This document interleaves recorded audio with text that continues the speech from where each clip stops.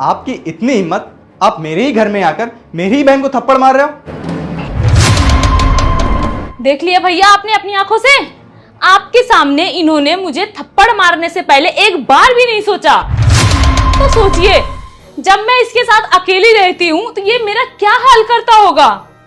आपने बहुत गलत किया है। आज तक मैंने अपनी बहन पे हाथ नहीं उठाया और आज आपने मेरे सामने मेरी बहन को मारा। भैया इनके इन्हीं हरकतों की वजह से मैं 2 महीने से यहाँ पड़ी हूँ। वापस अपने घर जाने का मन ही नहीं कर रहा है। वरना आप खुद सोचो कि मैं अपना घर छोड़ के यहाँ क्यों बैठी रहूंगी। अगर मुझे पता होता कि शादी के बाद आप मेरी बहन पे इतना जुल्म करोगे तो मैं अपनी बहन की शादी आपसे कभी नहीं करवाता।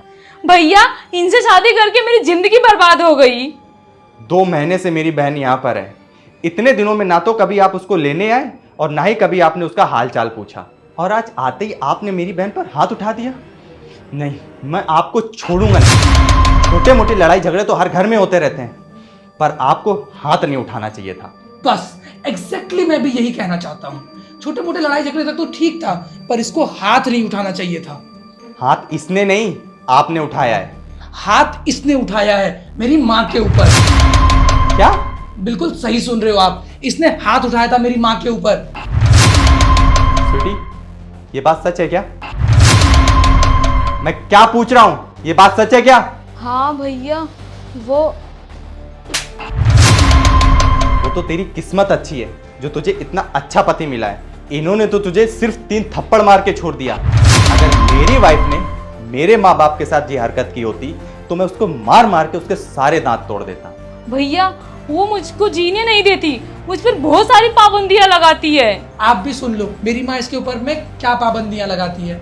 मेरी माँ इसे कहती है कि जब तुम शहर में रहती हो तुम्हें जैसे कपड़े पहने तुम वैसे कपड़े पहनो, पर जब तुम गांव आती हो तब कम से कम छोटे कपड़े मत पहनो, ज्यादा रात तक बाहर बैठकर फोन मत चलाओ। और ये सब मेरी माँ इसे इसलिए कहती है क्योंकि गांव का माहौल ऐसा नहीं है कि ये सब किया जाए।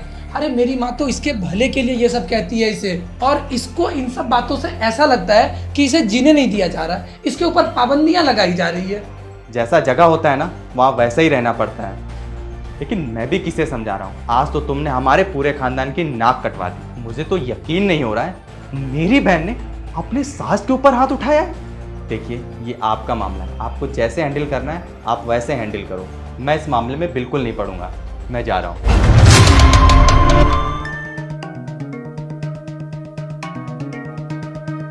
देखो मैं जानती हूँ कि मैं गलत की हूँ, इसके लिए तुम्हारी माँ मुझे जो भी सज़ा देंगी मुझे मंजूर है।